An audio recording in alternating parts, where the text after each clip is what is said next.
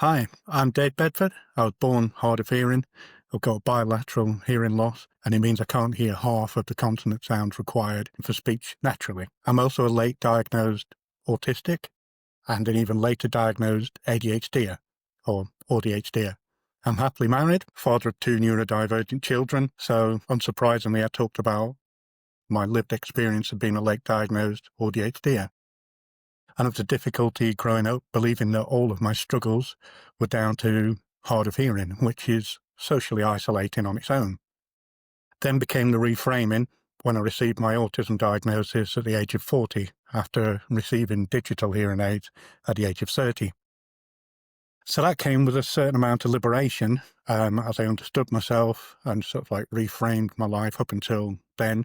But there was a deep confusion that came with certain contradictions, paradoxes. How can I love structure yet seek spontaneity sometimes? How can I devise test strategies that test the first 3G mobile network in the world yet struggle to tidy a room? And then a decade later came my ADHD diagnosis. And again, a better understanding again of myself as I then, adjusted the focus of my lens that I viewed my life through once more.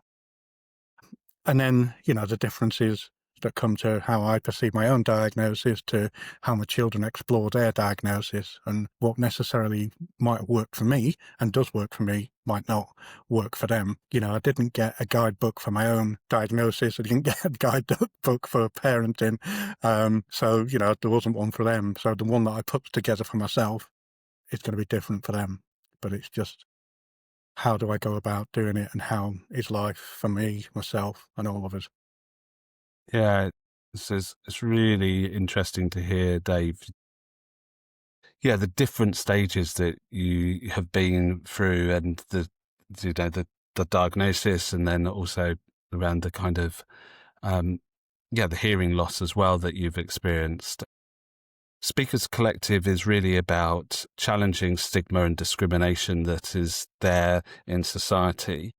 And how has that impacted you and the work that you're doing now, and why you want to talk about these things? Generally, autism and the diagnosis is seen in a negative light, and I want to see that as a positive, and it's kind of defined with the neurotypical coming first, and the neurotypical being good, if you will, and then neurodivergent being bad. And I kind of liken it to when you learn music, you get taught the major scale as the example, and then all the other scales and all your modes and everything are described as relative to the major scale. But then there's nothing in there that goes, the major scale is the best one, and all these other ones are negative and bad. You learn your major scale, and then you learn a minor scale, and you might prefer the minor scale, but there's no kind of better, and they all go together. You go from major to minor, minor to major. That's what music's all about. And that's where I'm trying to come from. There's no better. I've struggled myself, my children struggle, in the way that playing a minor scale over a major chord structure sometimes, that major chord structure is your environment, and you can play minor scale over it. Sometimes it fits, sometimes it doesn't fit, because, some notes do and some notes don't. This isn't about music theory, it's real life. Neurodivergent individuals deserve to be seen as positively as neurotypicals, and the statistics out there are absolutely shocking. Suicide, and especially amongst young children. And so I just feel it can't go on. It doesn't have to. I'm a suicide survivor, back when I was very young, for whatever reason that I can't even remember now. But I remember the despair about it all.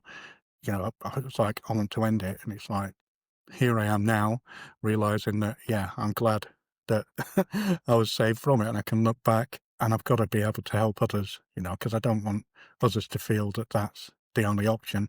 We should be able to all be able to thrive, be it at work and at home.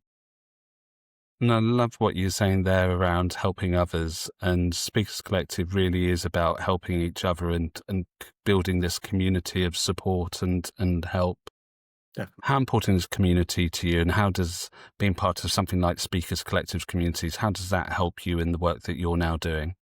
Well, community is massive. I've given quite a few talks in the community already to raise awareness. There's a local cafe and coach cafe, and it's set up for coaching and for people there. So a lot of autistics and ADHDers came to listen to my talk, along with people who wanted to learn all about their giving talks in schools as well. And, you've just got your neighbours and everything you want to be whole getting on. And when I walked into the speaker collective, I didn't know what to expect. And I was thinking it was going to be like a very corporate event, those really horrible ones. And it just wasn't. It was so welcoming. It was so supportive. You were made to feel like you belong there straight away. Even looking at people that you see all over social media already who are supposedly doing well, and they're just saying, no, you belong here. You've got a voice. It needs to be heard.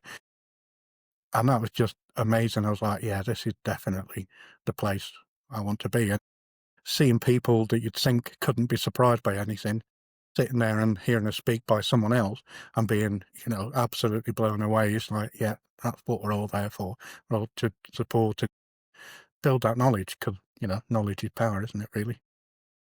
It is learning from other people's experience. And I think having that in-person opportunities to meet up as well, because we know that social media can present a certain kind of way of even people that you think are doing incredibly well. And then it's really sometimes only when you get in a room together and you can start to, have these safe spaces where you can feel that you can talk more openly. So it's absolutely wonderful, Dave, that the work that you're doing and helping to support so many other people to educate and inform. And we're very lucky to have you as a member of the Speakers Collective. So just thank you for all the work that you do. And I hope that we can continue to support you doing the work you do going forward. Thank you. It's a pleasure to be here. Definitely.